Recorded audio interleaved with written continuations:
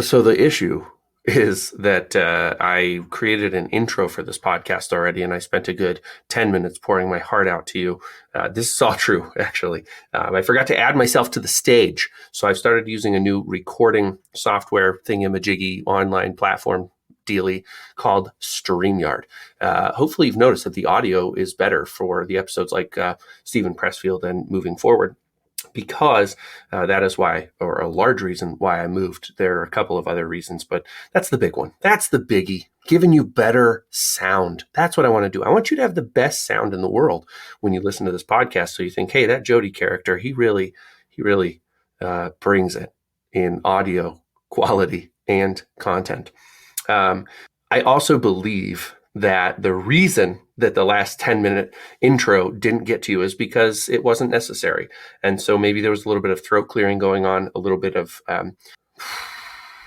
self-exploration, that kind of thing. And so I'm going to do a very brief recap of that 10-minute recording to say that this is an atypical interview for me.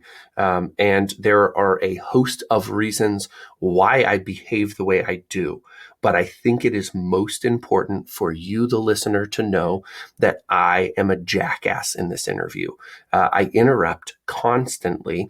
I challenge my guests, and I do a lot of ego posturing that makes me look really stupid. Being aware of that maybe is helpful, but it doesn't change the fact that I was not able to control myself. And for that, I want to ask your forgiveness. Like I said, there's a backstory, and I'm just aching to tell it to you. I already did once, but because that recording was lost because I didn't add myself to the stage, I believe that that is the signal from the universe saying, your listeners understand that humans are fallible and an apology is all that is needed.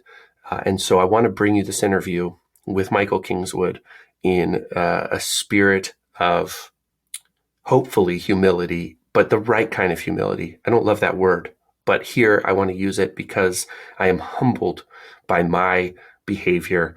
And it's a lesson to me that no matter what excuse I think I have, treating every person with respect and dignity is important. And I didn't do that here. My apologies to you personally, Michael, but I still think you really hung in there like a champ and made a great interview out of this, and you deliver a lot of great information for the listeners. And lastly, I will say that despite the vessel which delivered the information, some of my interruptions, some of my protestations, some of my counters are also valuable. And so if you will, please try to forgive the guy who gave the interview and still hear the message he's delivering and incorporate that as well, because I do see that there's value here for you. And I'm really happy to bring you this episode. Please enjoy this interview with Michael Kingswood. This is TRBM Ammo Edition. If you're a published author and want to make a living writing books and selling them to avid readers, you've come to the right place. There's simply no program that's more successful at driving readers towards the books you've written. So the only thing you have to worry about is writing a great book. And the system within Ammo takes care of the rest. Thanks for listening to this conversation. Well, I'm definitely in it for the money. I don't know about you, but Yeah. The career such as it is, never really planned to do it. And I read too many Tom Clancy books, and I said, I'm going to be a submarine officer. So I went to engineering school and became a submarine officer. Did the Navy stuff for 20 years. Okay. But I kept on reading, I think my favorite authors were, for the longest time, it was Jordan, with the Wheel of Time series, and I'm reading that, like, man. And I found his blog, and I'm reading his blog. I was like, dude, it'd be cool to be this guy. Yeah. I was like, no way I could ever do anything like that, though. But when he died and Brandon Sanderson took over, I was like, who the hell is this guy? And I found out he had a podcast. So I started listening to his podcast with his two buddies. I was like, yeah, that's neat. I also found George Martin's podcast and was just listening to them. It's like, that's just nifty things of how you learning about people that you read. And then all of a sudden I got a call from my sister and she's like, "Hey, I wrote a book and it's getting published." And I'm like, "What? My younger sister?" Yeah. So I was like, "All right, that's it. I'm doing it too." So December timeframe of 2010, Wow. I got going on a thing, and I'm cranking along. In January or so, I realized, hey, if I'm going to do this, I should figure out how the whole thing works, because there's no point in writing something and not doing anything with it. So I was like, I hear you have to get an agent. I was like, is that true? I don't know. And then I found Dean was with Smith, and I found what's his name, the guy who was really big indie dude at the very beginning of the big gold rush period. He wrote the thrillers. I think I know who you're talking about. Wore a mullet and sunglasses in almost all of his public appearances. It'll come to me. Anyway. I'm the worst at remembering names.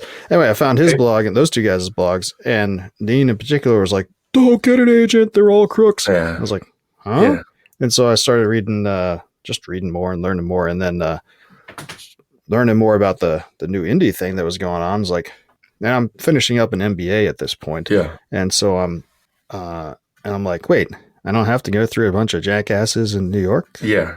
I don't have to. I was a Navy nuclear officer, right? I dealt with enough bureaucracy and weird rules and chicanery. I didn't want to deal with it in my fun stuff too. So I was like, I can, and I'm, we're doing business school. I'm like, I can start my own business and do it myself. I'm there. Let's go. Yeah. So, finished that first novel in May of that year, and found out about Writers of the Future, started submitting to that, and just kind of been chugging along in fits and spurts ever since. I'm trying to find that. Go ahead. Some days, some years have been really bad in terms of production. Some years have been really good. Last year was really good because I was doing my short fiction challenge, and that helps. This year, I'm off to a slow start, but plan is to do a couple more, kickstart a couple novels in the next few months. And I made the big mistake that maybe a lot of people make, is I wrote a first novel intending for it to go into at least a small series. And then I wrote a different one and then turned that different one into a series that's now we're doing book 7 on it.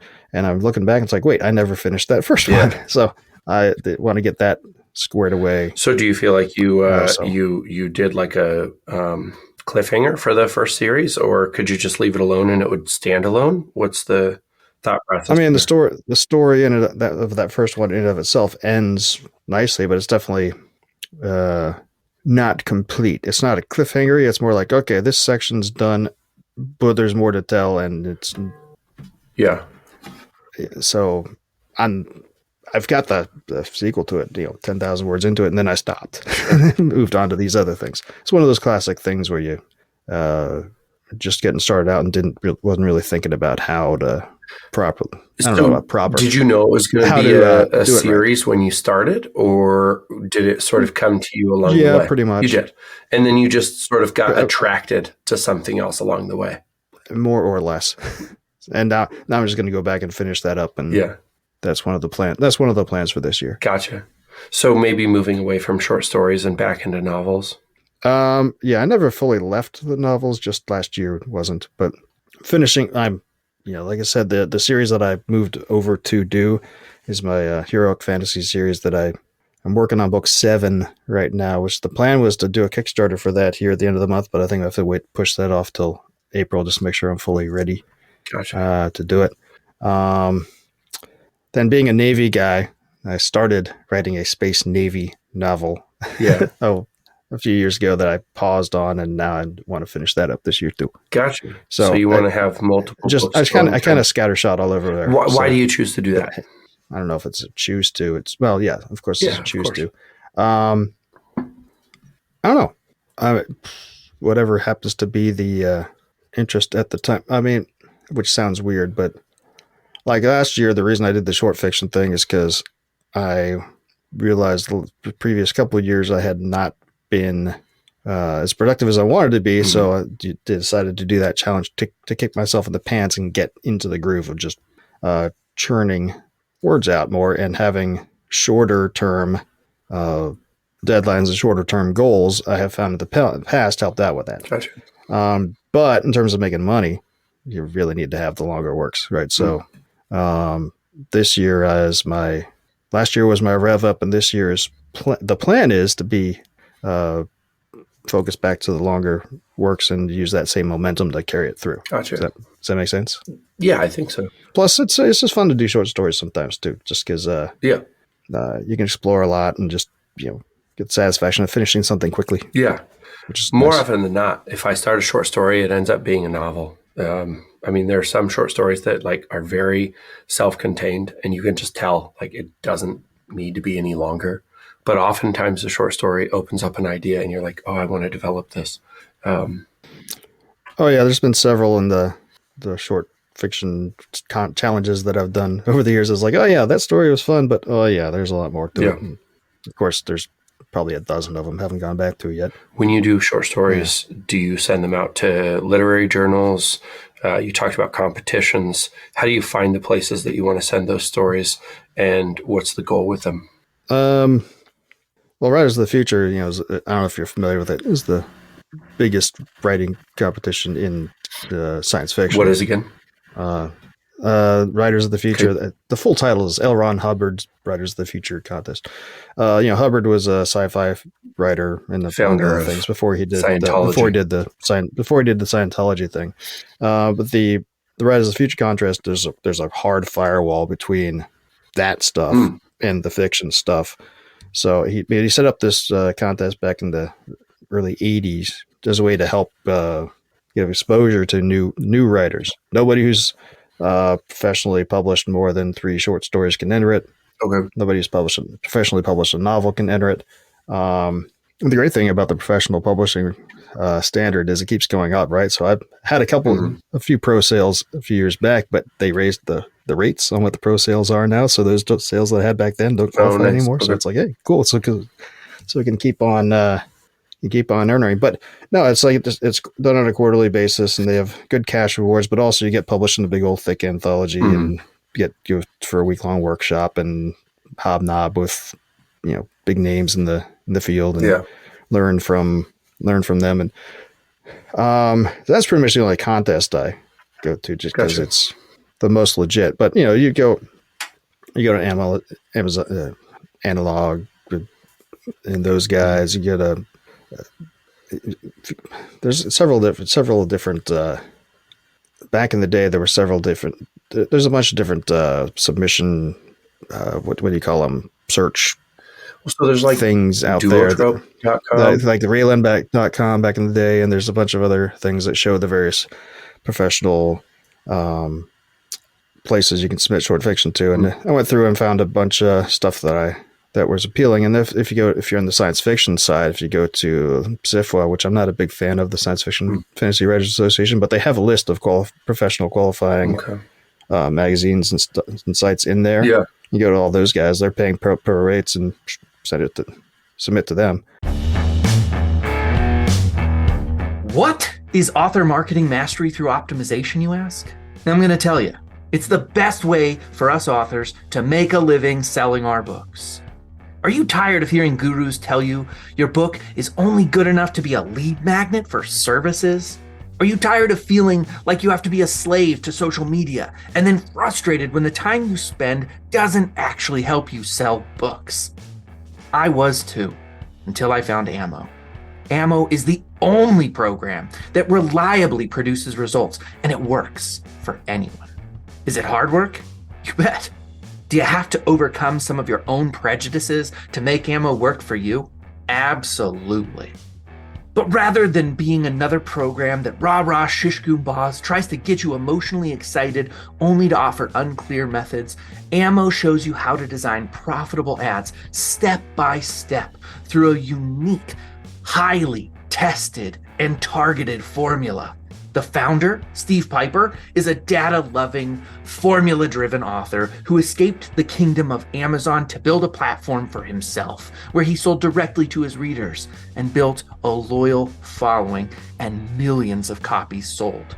With Ammo, you know who's reading your books, how to contact them, and what they want to read next. If you've always been frustrated with Amazon's wall of mystery of not knowing who's reading your books and losing 50 to 70% of your hard-earned money that you're making through sales, Ammo solves all of those problems by putting you in the driver's seat and showing you how to fulfill your books directly to your readership. Click the link in the show notes to learn more. A major one that you can look for that's been around since 2003 is called duotrope.com. Duotrope.com has been around since 2003. I think now you might have to pay $5 a month to be part of it, but it has an exhaustive list of all the contests, all of the magazines, anything that you could possibly want. You can narrow it down by genre. You can narrow it down by time in existence. You can narrow it down by acceptance rate. Duotrope is kind of like Listen Notes. Listen Notes is for podcasts. Duotrope is for short story writers or people who are looking to publish journals. You can even narrow it down by the number of words of your story. So some journals will not accept anything over 5,000 words. Others will not accept anything over 10,000 words. Some are flash fiction. You can narrow it down by pretty much anything. So $5 a month is a really good price, but probably Duotrope would be where I would recommend anybody listening go if you are a writer of short fiction. Yeah, I've used them in the past. I think Raylan does the same thing. But after you look up a bunch of places and you find the stuff that meets your criteria, and you kind of I have a little spreadsheet where I track where I send things to. And so it's like, all right, I know where to hit this guy, and I've bookmarked everything. So I know to hit this guy and this guy and this guy and this guy. And I sort of have gone out of the search thing. Yeah. There's also, there's a lady I used to correspond with who I haven't talked to in a while, and I forget her website, but she has I'm gonna have to look her up. It's useless to tell you about this. She was compiling like there's a whole bunch of anthologies out there that put out calls every month or so. Yeah. This lady would keep on. Let's see if I can find it. Don't worry about it. I am curious why submit to an anthology? Anthologies to me seem like they benefit the person publishing them and less so the person featured in them. Because the real issue we have, and the reason this podcast exists, is because most books don't sell enough to ever really get enough notoriety. So why publish in an anthology? Well, the problem is obscurity, right? Of course. Nobody knows about you, right? So if you can get your stuff out there and get paid for it, right? And that thing goes to people that you wouldn't normally have access to, it's a general plus. A lot of times these anthologies are made, at least the bigger ones, they have a couple of key writers in it who they think will be the draw. Gotcha. Right. And then they go and have everybody else in it. So you have somebody who's buying the anthology because they like, the one guy in it, but he read through the other stories in it. And it's like, hey, I like that dude too. I guess my question is, what percentage, just spitball me here, what percentage of people who buy an anthology because they're like, oh, I like that guy, actually read the rest of the anthology? Do you think that that's a high percentage or a low percentage? Probably not very high. Probably pretty low. It's an interesting thing to me. I think that anthologies, this is just my experience of anthologies right now, is that anthologies feel a little bit like a money grab. It's cool that they might pay authors to be in them. Most anthologies that have reached out to me to participate are like, hey, we'll give you exposure. And they don't offer any kind of payment plan. So there may be like a handful of them that do offer to pay you for your story, in which case I might think of it a little bit differently. But it also sometimes feels like a distraction. Am I off base in my thought process here? I don't know. I don't know. What's your experience? I guess it depends. My experience is fairly limited, but but here's the thing though, right? If you go with that anthology, maybe you don't have, who knows how much exposure it is. That's first publishing rights, so that's burned. But you can always do reprint rights elsewhere, right? You can also put the story up yourself, make your own collection bundles, and do all that sort of stuff. So on the one sense, you are sort of burning a bridge because first print rights are gone. But I don't know. I'm not sure how much you're losing, especially if you're producing, stuff on a regular basis. Yeah. Right. No, if you're producing, not to ding my own horn, but if you're doing 50 stories in a year, like I did 57 last year, any one story isn't particularly meaningful in terms of Yeah. hanging your whole career on, right? Sure. So you send that out, breadcrumbs everywhere, and it may not be as long as the rights isn't a rights grab. I'm not sure how you lose from doing it. Yeah, I hear where you're coming from. There's always going to be a slight rights grab if you're giving somebody else your work, because nobody is going to want you. Yeah, I mean, but yeah, I mean, like no. Most of these things are like for short fiction is like you get, they have exclusive for a few months and then you get it back. Okay. And, to be able to do other things with, right? Yeah. So, as long as they're not claiming rights in perpetuity, except to continue on their thing. I always thought about it a little bit like when I finished my MFA, you run into a lot of journals, you run into a lot of editors. And so you know that maybe you're going to publish something in the New Yorker and they will give you the rights to it to publish a book if they publish a segment of a book that you want to do, or Northern Passages or the Missouri Review. Some of the really big ones, the Paris Review, all of them will give you your rights back eventually. But what I always felt like was the big win for submitting to journals or potentially anthologies, like there's a handful of them that I might do, is the notoriety. So I will give up 4 or 5 months of my life for somebody to be like Jody J. Sperling is, New York Times bestselling author, or an author whose work has been featured in the New Yorker or the Paris Review. Those things to me seem like wins, but I wonder sometimes, and I mean, I'm being serious. I just don't submit to anthologies for this reason, is like, if I tell somebody off the street that I've been published in X anthology, is it recognizable enough that they understand, like, oh, that's a big deal? And if not, would I rather keep those 3 months because the velocity of my fiction will always beat the $5 I'll make for being in the anthology? What are your thoughts on that? Well, I mean, you're right. Building your resume is a thing, right? And if you have those, the New Yorkers or what have you, that's or the Times or the USA list, those are things people recognize, and so I'll give you a little bit of more imprimatur, if you will. That said, you could also any one particular anthology or whatever may not be that impressive to Joe Average. If you then turn it around, let's say you say I've been published in 40 different anthologies, they'd be like, holy smokes. I hear what you're saying, and I also think of like Ben Lurie. Ben Lurie has been published in like 500 literary journals, but 400 to 499 of them are kind of like irrelevant. Many of them have closed. And I wonder, he can put that on his resume, but if people don't recognize those, in some sense, does there ever become a point where you look at that and you're like, they're not taking their swing, they're not like collecting themselves for the big push?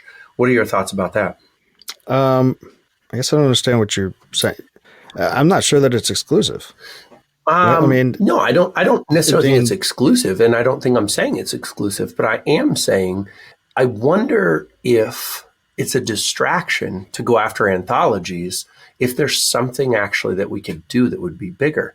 The question I'm asking myself is, why spend time going after an anthology when you're going to be one of 50 people? So already somebody has to commit to reading the anthology from front to back in order to reach you. And it depends on the positioning, because I've been in a lot of literary journals, and oftentimes I'm somewhere around page 37, maybe page 57. So people really have to commit to wanting to read the thing that I wrote in order to even arrive at me. And of those people, then people who read it really have to understand what I'm trying to accomplish. And so maybe a small percentage of them will respond to the story I wrote. Because I've read New Yorker for a very long time, and occasionally I like a short story enough to find the author. It's so rare that, and I mean, we're talking about like the biggest magazine out there for fiction. It's so rare that I like an author enough to go and find their book that it feels even like that is a gamble. I'm willing to submit there because they have a distribution in the millions. But when you're talking about a distribution in the hundreds, which is what most anthologies are, and that's actually being generous, then like, am I actually just masturbating onto the sand versus like getting out there and really doing something with my fiction where I could have a generation of children who loved what I was publishing? Yeah, I know that's a gross metaphor, but it feels legit to me. Well, yeah, and that will, and it actually it is legit in a way.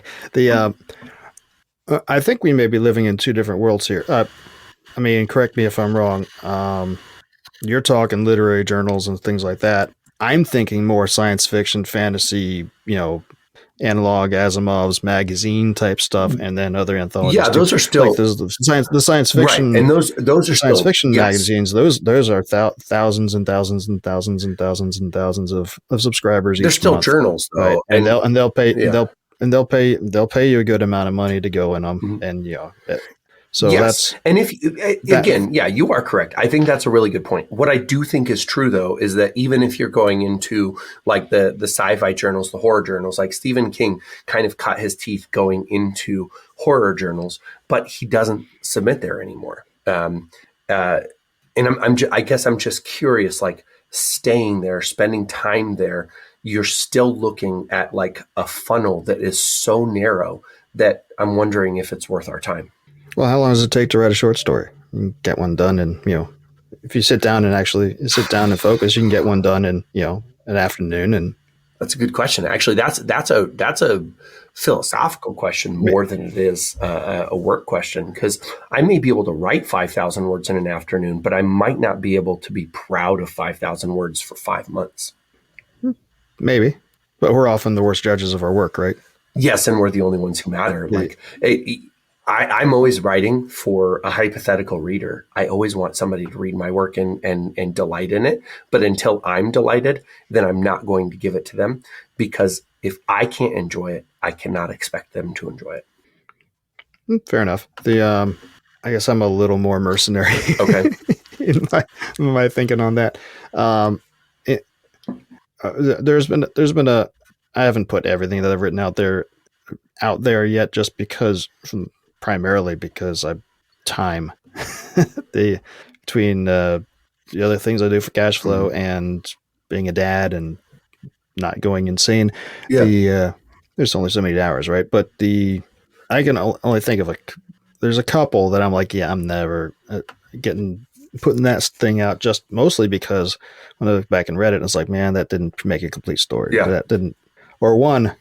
There's this one story I wrote last year, actually, where I had my deadline. I'm going to meet my deadline. And I'm literally Sunday night at my deadline. I'm literally doing this, falling asleep at the keyboard because I'm not going to miss my deadline. And I wrote it afterwards. I was like, dude, this is totally incoherent. That's going nowhere. Yeah. Right. But at least I finished something.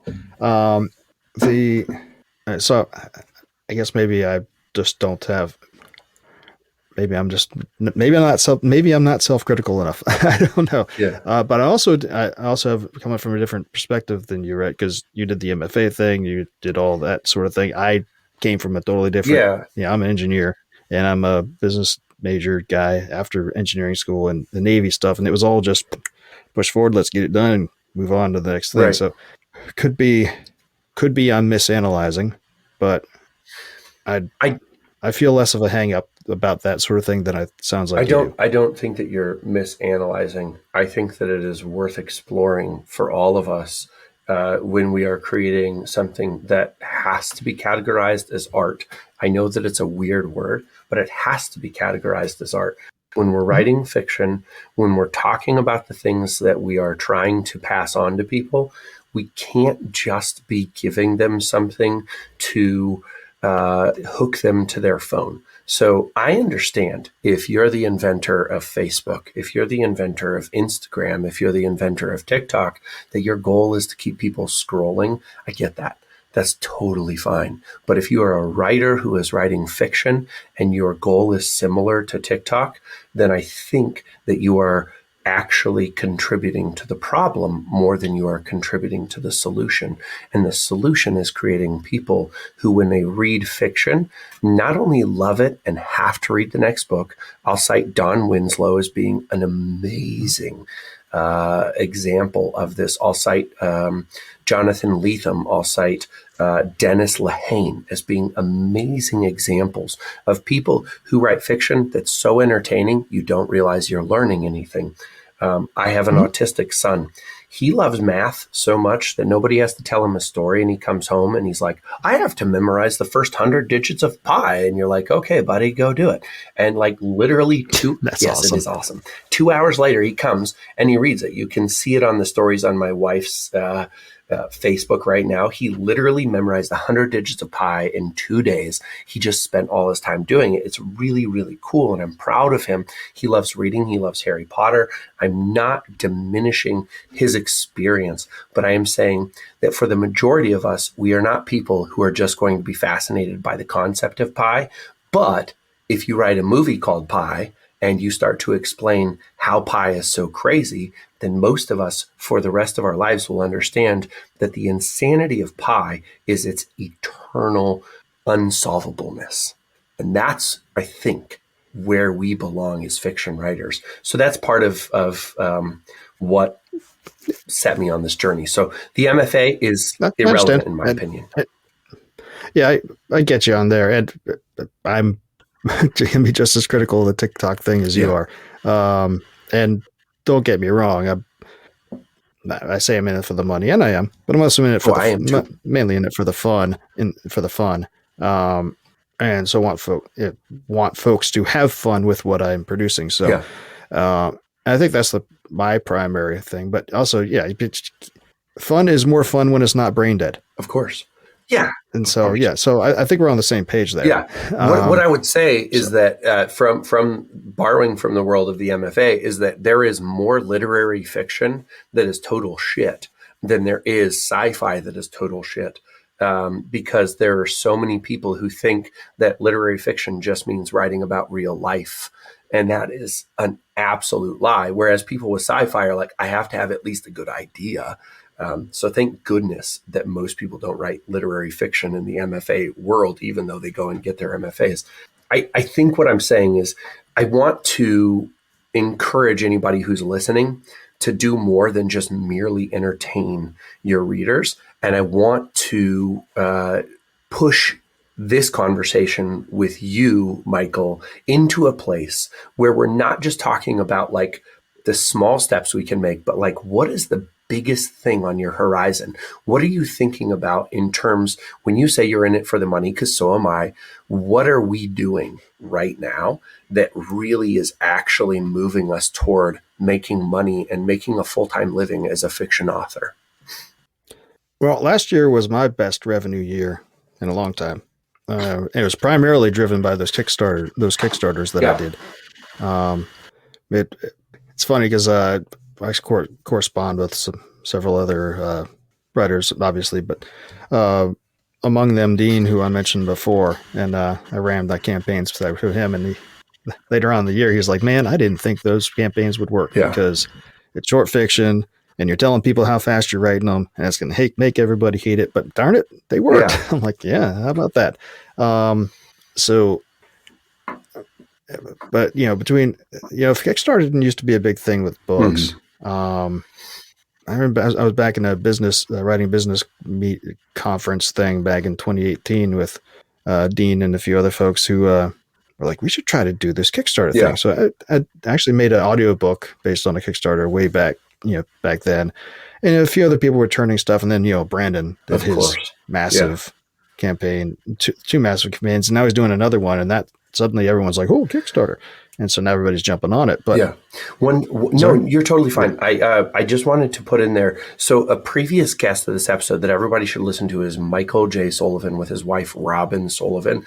They actually gave Brandon Sanderson the idea for the Kickstarter. And so it's a really cool episode. It's a ways back. I'll link to it in the show notes, but it's very important for this conversation. And we're going to go fully into Kickstarter. So I'm sorry to interrupt, but that's a really important piece. No, because Brandon would have never done what he did without Michael. And I want to give Michael that credit. And Brandon will actually give Michael that credit, but people listening might not know that. So continue forward from there. Michael's been crushing it in that field for a long time. Amazing. Yeah. And it's really I remember Robin, bumping into him and his wife on the keyboards back in the day when they were first getting going, and they had a little drama with their company at one point. But they left traditional publishing but they ended to up do what they did. But they ended up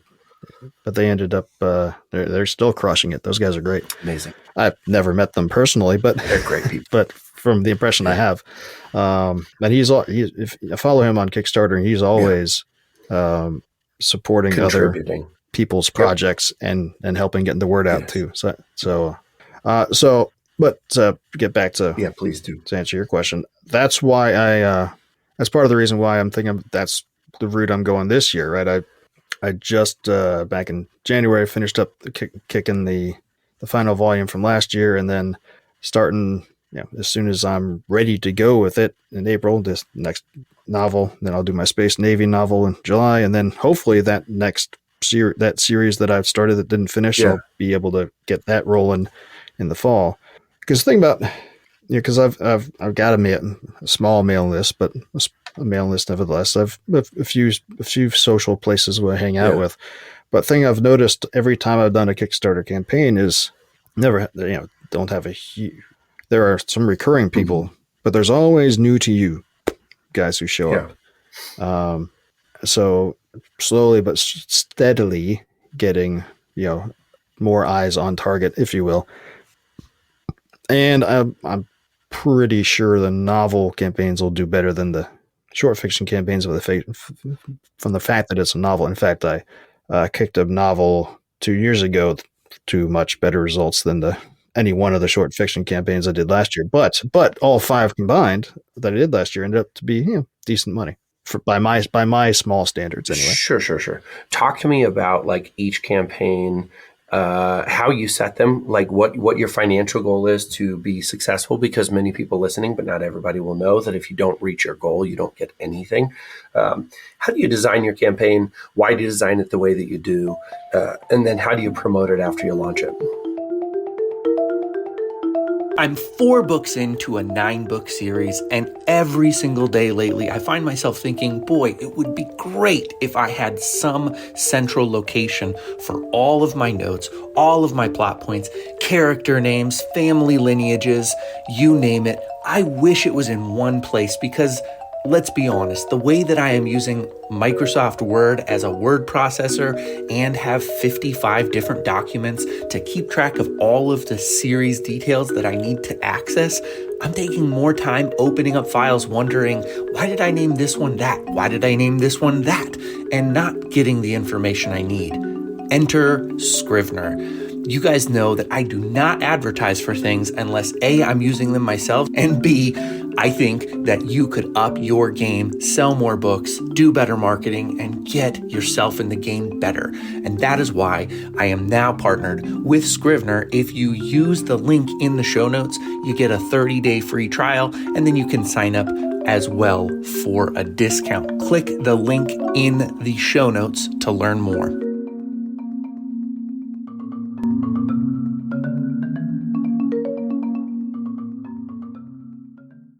Well, if you don't in Kickstarter, if you don't hit your goal, you don't get anything. Indiegogo, you can set it so you can get however much you collect, whether or not you meet your goal or not. But different marketplaces, different amounts of eyes on them. Just focus on Kickstarter. Kickstarter is the bigger one, so I've done stuff on both, but I've stuck with kicking it.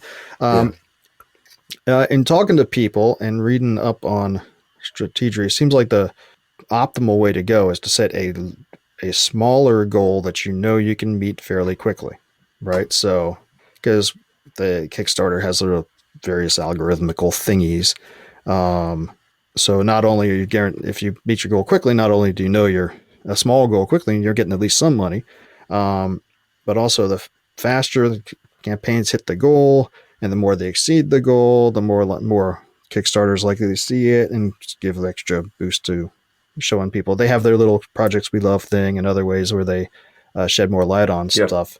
So for these short fiction volumes that I did last year, I just made them like $200 each for the goal, but I set stretch goals to get me up to higher than that, and I was able to meet those small goals like in the first day. And then after that, it's all stretch goal stuff, and so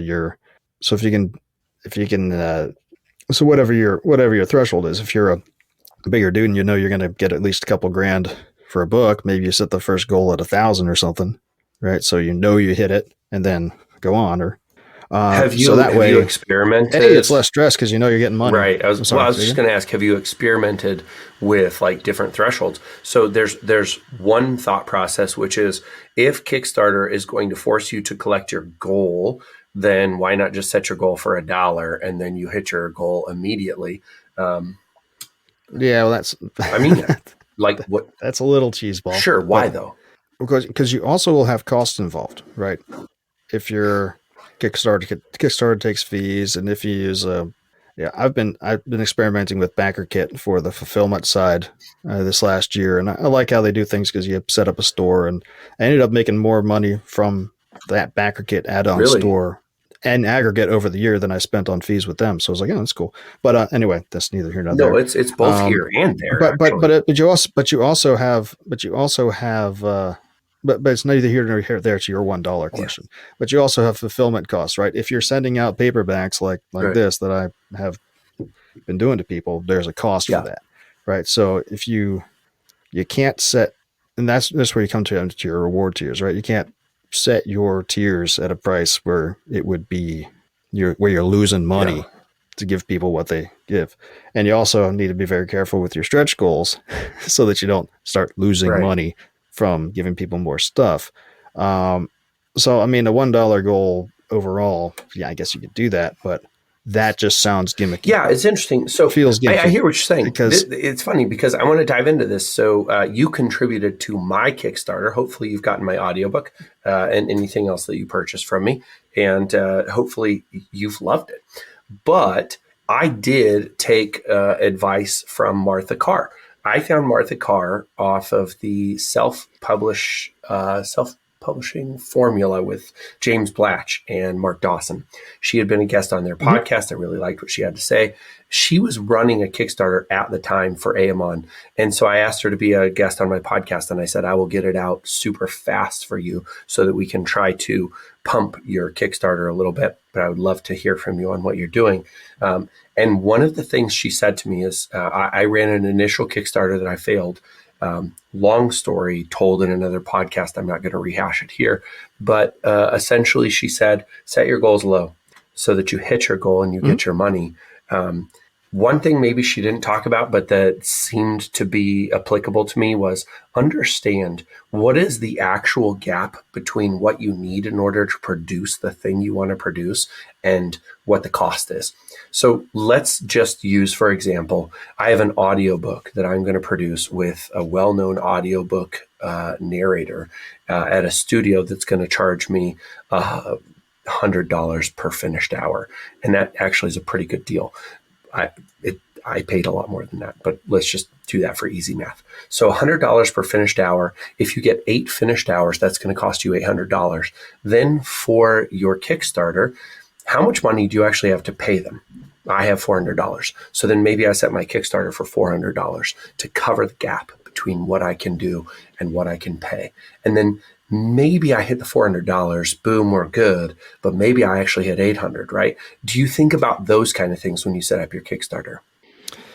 Yes. In fact, the first 2 campaigns I did were for audiobooks. The first one was successful, but only because the guy who I hired to do the audiobook really wanted to do it. So he contributed the last bid to put it over the goal. The second one failed miserably. And I've come to realize from talking to people that probably better just not have just be an audiobook campaign. At least that's the advice I've been given. But yeah, I mean, for those 2, it was like, this is how much my costs are going to be for it, and that's how I set the goal specifically. Moving forward from there, I have. So yes, there's things I'm, your art you get for book covers and things like that, things that you want to recoup. So that you recoup if you can. So obviously that goes into the calculus, and editorial costs and things like that. So when you do a Kickstarter, let me ask you. So yes and no, because on the other hand, you can almost things like the art and editing costs, depending how you do your business accounting, you could there's ways to maybe you deal with that in other ways. So for something, I guess something that's super concrete and super pricey, like an audiobook, the big stress on making that cost up. But if you're looking at paying a guy $300 to do your proofreading, all that stuff, well, that becomes big, decent money too. So something to bear in mind. Yes. I'm confused. So let's hold up for a sec. I'm a little bit confused. So what's the purpose in your mind of running a Kickstarter? Like why run a Kickstarter? Guaranteed revenue. Okay. Also, it's its own marketplace. So wow. Okay. Visibility from people who go through there. Gotcha. And yeah, those two main things, right? Because you can. Wow. Yeah, it's very different for me. If people have been thinking about it from people have been talking in the indie world about book launches forever, and of course in the New York publishing world, you get advances and things like that. Okay. Well, this is almost like giving yourself an advance, right, and launching your book at the same time. But not a guaranteed revenue. So that's such an interesting way that you look at it, because I have not looked at Kickstarters that way in the past. What I've looked at Kickstarters for is give me a sense of interest. Like, am I actually doing the right thing right now? Because if I am, and I send out a DM through Twitter, can I get enough people to back this campaign that I can hit my gap fall? And if I can't hit my gap fall, maybe what I'm doing is not the right thing. Maybe I need to back off. Well, yeah, testing the market. There's that too. Because that I guess like I was when I say guaranteed revenue, I meant it from the sense of if you're pretty confident you set a goal, you're pretty confident you can make. Yeah, then that's like, all right, that's the bare minimum you I hear where you're coming from. I think Kickstarter has become something that it wasn't meant to be, and maybe more so when it comes to like the publishing industry, because I feel like when you look at other areas of Kickstarter, people who are launching things have already produced at least a prototype of the thing, regardless of how they succeed. And they're going out of their way to show you like what that prototype is, and seeing like, are you willing to back this into the like production phase of the product? Whereas we're not doing that with novels. Maybe we have the novel fully written, but we're looking to get like cover design, typesetting, a print run, like whatever it might be. It's really interesting to me that I think a lot of authors assume that it is guaranteed revenue, which is an interesting perspective to me, because like the guaranteed revenue is the last thing I think about. I'm really excited if I can get some revenue going, but I almost always assume if I run a successful Kickstarter, I'm going to lose money on it. Because it's going to cost me more to get my items out into the world than it is. And also, I'm not as super successful. Like the best Kickstarter I've ever run was $20,000. So I don't know. That's much bigger than me. Yeah, what other people are doing. But it cost me well over $20,000 to get all of that out into the world. Well, I would submit that you didn't price your reward tiers properly. Yeah, and that's a great question. I want to talk about that too, because like I said, for me, it's a gap fall issue. How much can I afford to pay myself? I could afford to pay more than $20,000 for what I did in order to get it out there. However, if I could make more money, then I could mitigate the cost of production.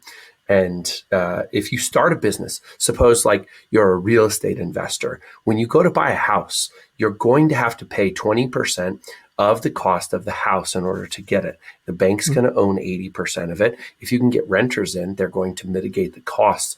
And hopefully you can get them in on a rent-friendly contract where they're going to actually cover the whole cost.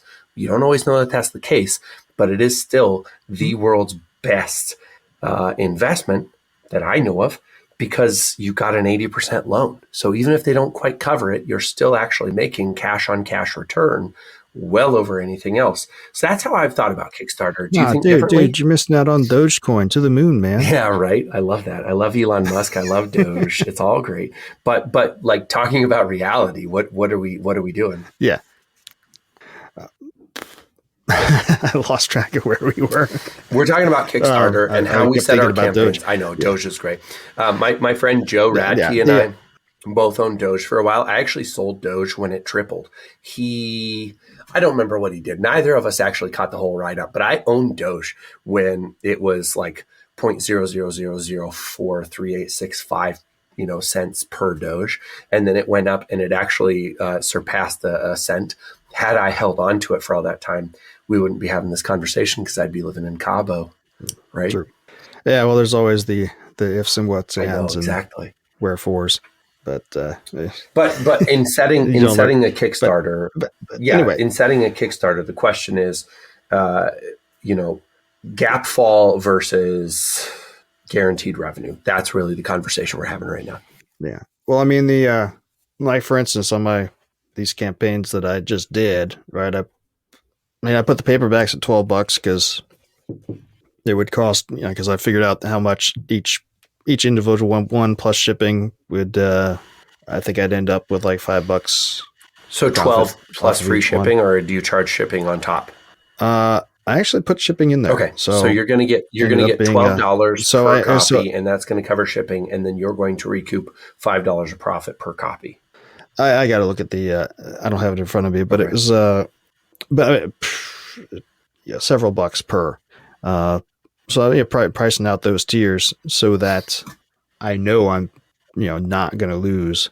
In fact, each reward tier will be profitable. Otherwise, what's the point? Well, that's a good question too. We should talk because I mean, I don't know what your 20K project was, but what was it? The 7-figure marketing mindset for novelists. It's a small book that talks about like the marketing mindset. And I think it's a really important thing that I don't talk about a lot anymore. For another podcast, I've talked about that a ton, but it was very successful, and it was also failed. Well, right. So I guess what I'm struggling with is why losing money on a success it sort of leaves a sour taste in my mouth there a little bit, because why not price it so that you could have made a profit? Yeah. So my reason is because I actually think about life on a longer term scale. So for example, right now, this last week I went to Bentonville, Arkansas, and I did happen to make a profit, but I don't think about whether I'm going to make a profit when I go. I think about how far out can I go to reach new readers? So there was a Comic-Con there in Bentonville. I live in Omaha, or roughly Omaha, Nebraska. So it was a 6.5-hour drive for me south. I go, I set up my table, I meet readers, I sell books. I have a QR code in my book. They can scan it. They can become part of the Lucky Nines, and they can dive into this series. If I sell 30 books at that, then I have broken even on travel costs, the cost of lodging, which is zero because I sleep out of the back of my van in a Love's travel stop, the cost of food and the return trip, and also the cost of the show. So I have to sell 30 books. I sold 41 books. So it's not a huge thing, for a day, but 41 books is a decent showing. It's not amazing, but it moves forward. If I do that every single weekend, then eventually I start to build a group of readers who really matter to me, and that's profitable. If I lose money, it's okay too, though, because... Well, yeah, it's a loss leader. Right, yeah. It tells me where to go next time, how to build this thing, how to grow forward. I think of Kickstarter similarly. I have to produce the audiobooks. The reason I have to produce the audiobooks is because I believe that they are the future. I think fewer and fewer people are going to read papers, and more people are going to listen. And so even though they're not selling as well as paper right now, I believe in the future they will. So having those books read by the audiobook narrator is going to pay off in the future. And it also gives me some legitimacy. There's so many reasons, but I'm willing to lose on the audiobooks right now in order to win on the paperbacks. I'm willing to lose advertising on Facebook right now, which I do almost every single day, because even if I get no sales, I know for sure that I got served 100 to 500 impressions a day, depending on what kind of campaign I'm doing, which means even if people don't love what I'm doing, they're seeing my name over and over and over again. And they're like, huh. And that's legit. I love audiobooks. I do too. I don't listen to them as much as I used to when I was working out of the house. Yeah. And when I'm commuting to and from work was like, and I used to do marathons and century rides and things like that. And you're listening to audiobooks for that. But, Planche Five Shadows sort of killed marathons for me. But what killed marathons for you? I'm not convinced. I'm not sure that I agree with you completely on the, but if you'd asked me 5-6 years ago, I'd be like, yeah, man, future's going to be ebooks. Future's going to be audiobooks. People aren't going to do print. But you know what? My kids are all ebooks. Give me real books. Of course. I agree with that. Between ebooks and paperback. And a whole bunch of, and the nefarious nature of tech companies, such that, ebooks and audiobooks is merely a license, right? And they can take it away anytime. Yeah. So you pay for it, but you don't own it. Right? Timeout, real quick. A quick timeout. I think print's going to stay there forever because of that. Quick timeout. When you are beholden to Amazon, what you said is true. When you sell direct, what you said is not true. So I sell direct. I agree. I agree completely. And when I sell ebooks and audiobooks from my store, I say, hey, here's your file. Keep it. Belongs you to you cannot forever. Sell it to anybody else. Yes, it's already protected, but it is 100% yours. You can never lose it. There's no rights involved here. So that's the one area where I disagree with you, is that if you're dealing with Amazon, yes, you are dealing with rights, and there's a possibility you could lose it if they change something in the future. But no, I don't even mean my rights. I'm talking from the customer. That's what I'm saying too. The customer could lose their rights. However, that's not true. When I sell from Shopify, BookFunnel handles everything for me, and BookFunnel moves that into their library. Not only does it move it into their library, but it tells me that it moved it into their library. So if BookFunnel went out of business, I could actually still fulfill their book that they own. So there's a slight difference between that and Amazon. Oh, 100%. Excuse me. Yeah, I've got my store set up on WooCommerce and then had that for a long time now. One thing I found for audiobooks, I set up my own podcast and YouTube channel years ago because I liked audiobooks so much. I was like, you know what? I'm just going to read my stuff. And I do. So that's what I've been doing. And now I've got, cleaned up files. And my early stuff was so bad that can't use it. But my modern stuff, I just finished that, published the podcast, compiled the files, and boom, now I've got an audiobook. Yeah. Narrated by the author. I'm not a voice actor, but narrated by the author is a level of coolness. Yeah, people enjoy that. Yep. And that's not that costs only time. Right. So that's sometimes. I think so. My good friend which is a cost. Yeah, he's a sometimes co-host for this podcast. He very frequently narrates his own stories. He's amazing. He's gotten so much better, and he does bedtime stories for insomniacs as a podcast. It's growing. It is ready to surpass the size of this podcast, which is currently already a top 1% podcast. So Rich has really kicked some ass and taken some names. And he's given away all of his books for free as audiobooks on his podcast. So absolutely, it's an amazing way to grow an audience, to build loyalty, to build love. We've talked about so much over the last hour. I'd love for people to be able to continue their journey with you, Michael. Tell people how they can find you and a little bit about your style. We know you write sci-fi, but give us like the 120-second snapshot. Okay. I think if you did my genres in order, it'd really be fantasy followed by sci-fi followed by mystery. The series that I'm finishing up right now, that I'm finishing book 7 for right now, is called the Glimmer Vale Chronicles. And started the first book, Glimmer Vale, with the idea of it like being 7 samurai, but medieval fantasy. And it kind of warped into a, because the two guys who get hired to protect the village who's being accosted by brigands, but they stayed on as the constables, so it's become kind of a fantasy mystery, fantasy adventure, heroic fantasy kind of thing. We're doing book 7 of that right now. You can find all my stuff at michaelkingswood.com is my website. michaelkingswood.com/store will get you to my bookstore. You can find all my stuff. I mentioned the podcast that is called Story Time with Michael Kingswood. It's on YouTube, Rumble, BitChute, Odyssey, and on the RSS podcast feeds that you can get everywhere. Everywhere except Spotify. When Spotify did their audiobook rights grab thing through Findaway last month, I got all my audiobooks off of Findaway and I took my podcast off of Spotify. So I'm not there. I view my mostly thing that I'm trying to do is just have fun in terms of the stories that I write. I'm not trying, obviously there's themes. Obviously you're never not going to have messages come through in your story. But for me, that's not my central focus. My central focus is it a fun time, and go from there. Morality always shows through, and you'll always find, my viewpoints in some sense, but I'm not. Some people seem to like to want to preach, but I don't want to. I'm not a preacher. Yeah. So just looking to have fun with it. I'm not sure if that makes sense. Is that what you're looking for? Sure. Whatever you want to tell people is what I'm looking for. I have no interest in preaching to anybody else, but I do have an interest in doing more than simply entertaining, because what a waste. Well, right there with you. Perfect. It's been great to have you on the podcast. Thank you so much for giving us your time.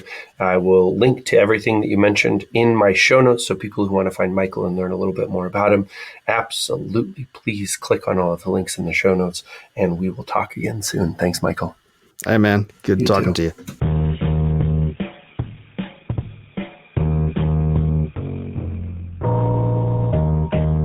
Thank you for listening to TRBM. The theme music was provided by the ever-talented Christopher Talon. And hey, if you liked what you heard, share this show with other readers, because what's the point of telling stories if nobody's listening?